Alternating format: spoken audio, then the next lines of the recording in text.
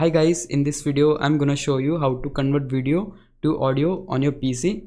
So I have this video which I'm going to convert into audio. So in that case you just need to download the software which might be available on your PC. The software I'm going to download is VLC Media Player. You just need to search VLC Media Player for Windows, then you will see this link in order to download the software.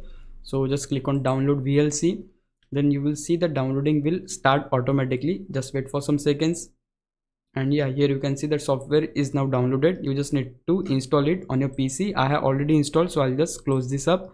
And now here we need to search in the search bar VLC, and this is the app. So just open it. Then here we need to click on media, then click on convert/save.